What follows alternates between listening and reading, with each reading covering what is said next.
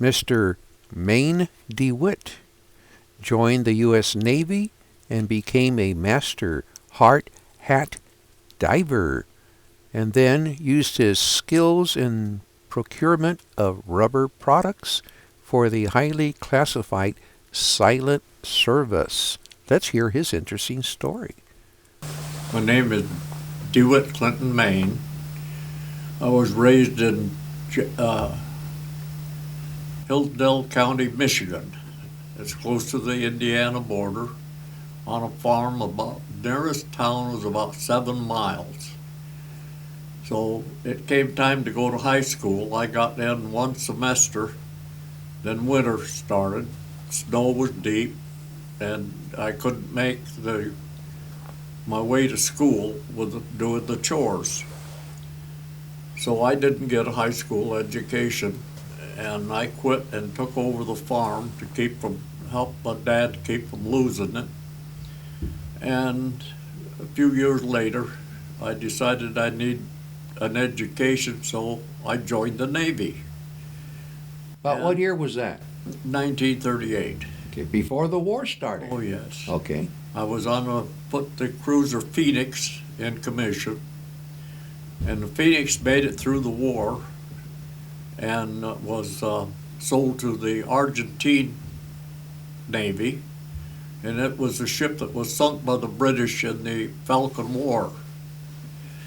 But going back a bit, I left while I was on the Phoenix, I always wanted to be a hard hat diver, so I got second class diving. Well, where did you have to go to school to learn to be a diver? Oh, yes. And where was that Very school? complicated. Well, the first was off the Widgeon. It was a salvage ship in Honolulu.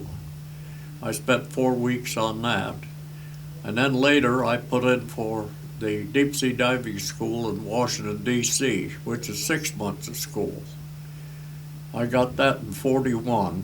Okay, now what does deep sea diving entail? How deep do you go in that time?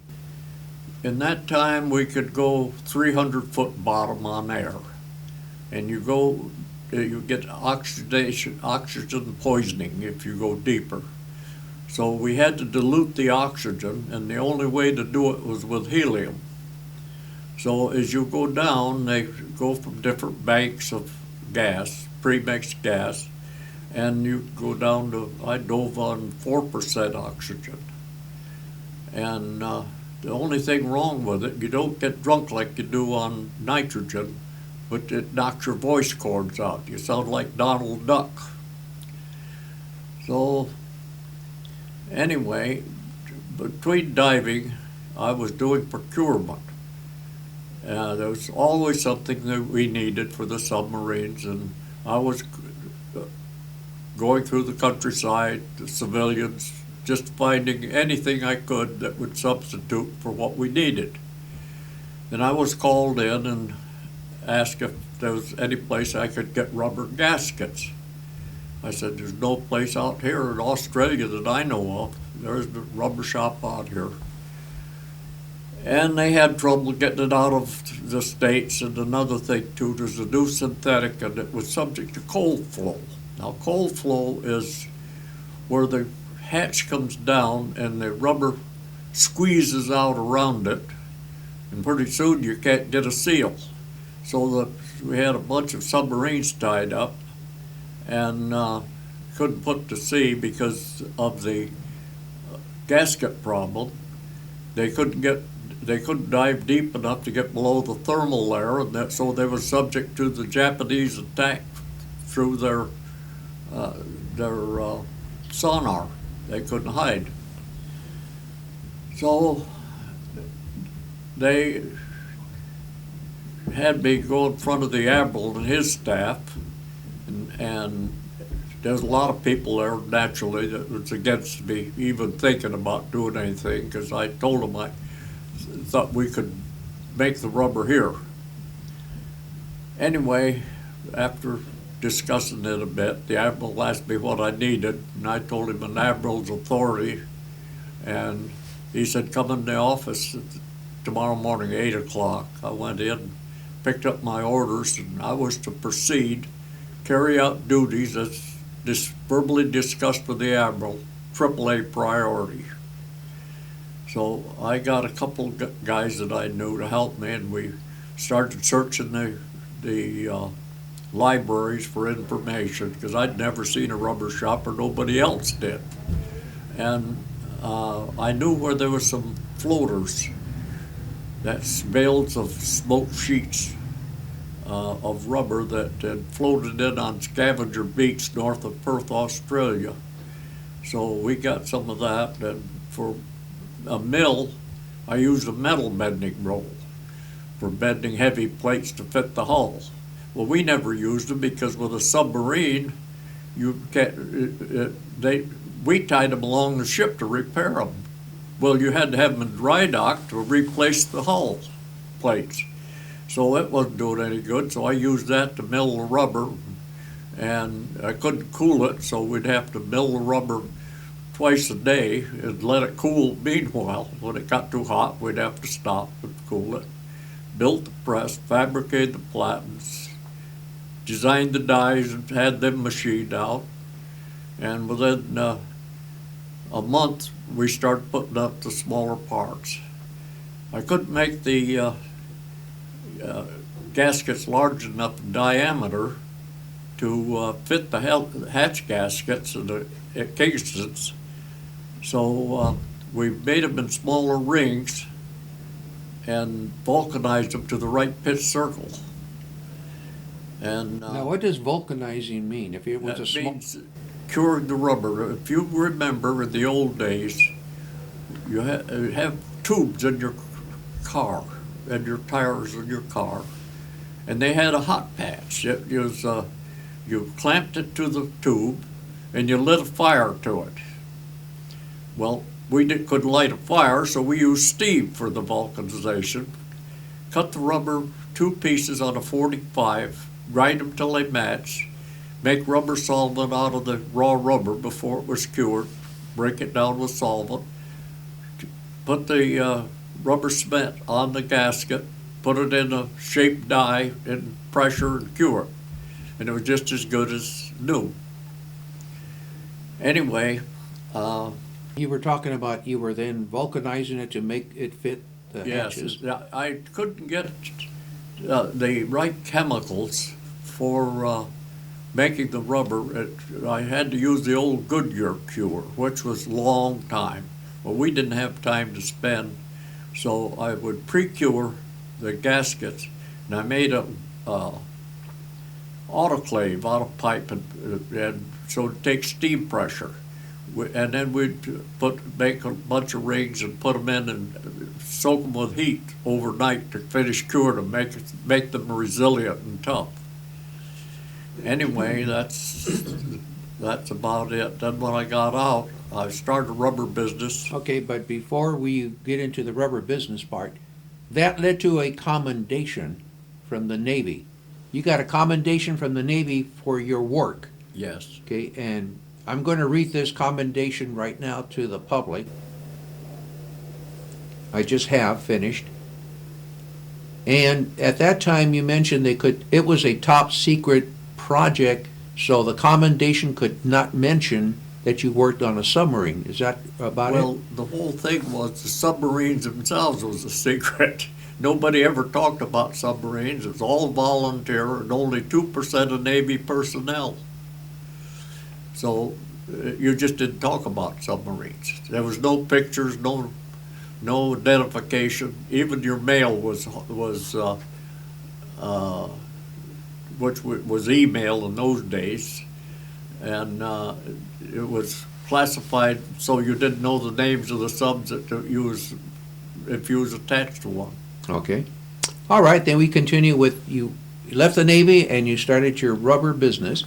I started a rubber business at 12th and Central, Los Angeles, and worked day and night, bought a machine and had that, build another machine, and I kept on and build it up. I was in the sheet business, a plastic sheet business. Well, no, I'm ahead of myself. I started in the rubber business, but there's a lot of competition. There was, and a man came to me and with a 45 record, and that was made of shellac and breakable and scratchy. And he said, if you could make a material that we could run on our existing equipment, I'll make us both millionaires. Well, I made it and built the machinery to manufacture it in biscuits, and I started supplying it. And the customer, biggest customer at the time, was the Mormon Church. They wanted better record for their tabernacles. And I was quite proud of that because I figured I was doing them super good. And I went from there. One of the things that I really wanted to do is to make the blood bag for handling blood. I was in places on the beaches where when we was making landing out there with medical supplies, and the glass bottles, every once in a while it'd get breakage and break them all over and be blood glass and so on. So I wanted something that was unbreakable that they could handle out there. So I worked on that, and finally I got it approved, and made the material for 16 years and through the Korean War, which was quite handy because they couldn't use the glass at the Chungking Reservoir because of the freeze. So they took the plastic bags, put the anticoagulant in it, then they'd draw the blood and tag the bag. And the corpsman would have a vest, and they'd put 4 packs of blood next to their body. Then they could go alongside a prone body and give them the blood and insert the needle and squeeze the bag or put it under their shoulder to let it down. And then from there I built. So that bag was your material? Yes. They made the material? All we made was a material. The blood bag was fabricated and sent out from a place called Fenwall at Framingham, Mass., which was owned by Professor Carl Walters and Fenwall. He was the president of Fenwall. He was the owner of Fenwall Instruments before he started with the blood bag. And then later it was sold to Baxter Lab, but it still holds the Fenwall name in the hospitals. Thank you. Okay, so I'm going to read this right now. Okay, this is a letter from the University of California, San Francisco, and it's signed by a medical doctor Benson Rowe, professor and chief emeritus cardiothoracic surgery. And it says, to whom it may concern. And I'm going to read the letter. It has come to my attention the important historical facts concerning Mr. Maine are in danger of being lost without appropriate documentation, which I hope this letter will provide. My introduction to Buster took place in San Francisco one afternoon in 1956 when he appeared in my office without an appointment, demanding to see me immediately. After reading a newspaper article about my project to construct a flexible leaflet artificial heart valve, he promptly flew his own plane up from Los Angeles just to inform me I was using the wrong material and arranged to provide me with a new polyvinyl plastic he had been working on. The episode led to a friendship and collaboration on multiple projects spreading over 4 decades, during which I developed a great respect for Buster's mechanical skills and knowledge of materials. In my 50-plus years of academic and scientific experience, 175 publications, I have seldom encountered an individual with as much ingenuity as Mr. Maine, whose formal education was minimal, but whose career in the U.S. Navy was legendary and whose subsequent accomplishments have been extraordinary. He began just after World War II by recognizing the detriment of storing and delivering blood transfusions in glass bottles and set out to develop the plastic bags that have been in universal use ever since. He collaborated with Dr. Carl Walter of the Harvard Medical School in that project and was responsible for developing the vinyl formulation that was completely safe for blood storage, and then built a factory in Los Angeles to produce the material. The late Dr. Walter was world-renowned for his development of equipment and apparatus for blood and fluid infusion. He was also a personal friend of mine, and we frequently talked admiringly of Buster Maine's ingenuity and innovations. In my hope that this information will find its way into the right vehicle for recognizing Buster Maine as an important contributor to safety and health through the medium of his expertise in plastics, respectfully submitted, Benson B. Rowe, M.D., Professor and Chief Emeritus, Cardiothoracic Surgery. So those bags that we see in all these movies and pictures, that was your material. My bag is the grandfather of it. I have one. I should have brought it, but I didn't. Okay. It's a grandfather. I made the material for 16 years. And then from there, I just kept going until the last factory I built was, and built it in the early 80s in Urrington, Nevada, a big rolling mills. And that's history of my life. This photo is showing what? Rubber mill converted to plastic. It takes the plastic as a powder and solidifies it. This is where it is ground, goes into a container, and is shipped to the customer. What we're looking at is the manufacturing shop that was built in the 1980s by Mr. DeWitt, Maine. And that's the open house. Okay, there's somebody in the middle cutting the ribbon. That's you then. That's me. Okay, that's Mr. Maine in the middle cutting the ribbon. Okay, but you mentioned you just recently moved to Leisure World. How long have you been here? About 3 months? About 3-4 months. And that you just finally stopped working? Yes, and my daughter wanted to be closer to her. She didn't like chasing around the country. So what were you doing working to this age? I was consulting and building machinery for cloning upholstery for antique cars, so they looked like they came off the showroom. Very good. That's very unusual.